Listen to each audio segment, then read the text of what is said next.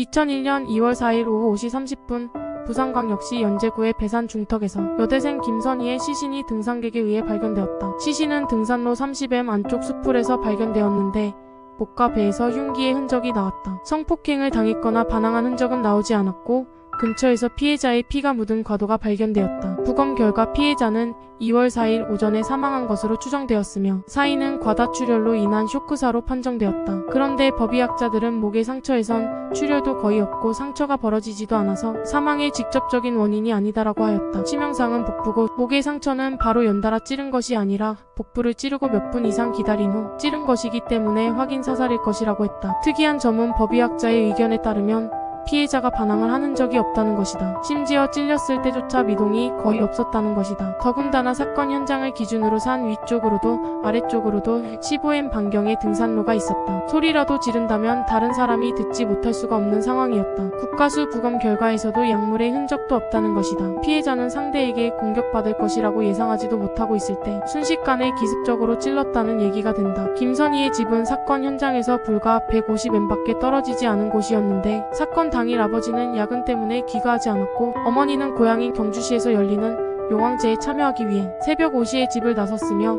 피해자는 남동생과 함께 한 방에서 잠을 잤다고 한다. 남동생은 오전 7시 반쯤 일어났는데 이때 누나가 집에 없었다고 했다. 경찰은 피해자가 새벽 5시에서 7시 반 사이에 집을 나선 것으로 판단했다. 피해자는 잠옷 차림에 코트를 걸쳤지만 낮은 굽에 단화를 신은 채로 발견되었다. 경찰은 사건 당일 전화통화 내역을 조회했지만 피해자가 전화를 걸거나 받은 기록이 나오지 않았다. 그렇다면 이는 누군가가 피해자 집에 찾아와 밖으로 불러낸 것으로 추정됐다. 집에 침입해 피해자를 끌고 나갔을 가능성은 없었다. 피해자의 지인 가운데에는 용의자가 나오지 않았다. 학교 친구는 물론이고 동아리 선후배, 옛 남자친구 등 수십 명을 용의선상에 올렸지만 특이점은 없었다. 경찰은 피해자가 배산이 아닌 집이나 학교에서 살해된 뒤 배산으로 옮겨졌을 가능성도 배제하지 않았다. 따라서 피해자의 집에 루미놀 반응 검사를 실시했으나 아무 반응도 나오지 않았다. 또 피해자의 신발에 묻은 흙과 솔잎 그리고 대학교의 흙과 솔잎을 대조하는 국가수 검사를 실시하려 했으나 흙의 양이 너무 적어 실패했다. 경찰은 이 일대 주민과 등산객을 상대로 목격자를 찾기 시작했다. 일요일이어서 아침 일찍 출근하는 사람은 없었다. 사건 당일 아침 등산한 사람도 찾을 수 없었다. 또 피해자 집에서 사건 현장까지는 CCTV도 없었다. 이 일대 주민들을 일일이 찾아 조사했지만 김선희 양을 봤다거나 이상한 소리를 들었다는 사람은 나오지 않았다. 또 자살 가능성도 제기됐으나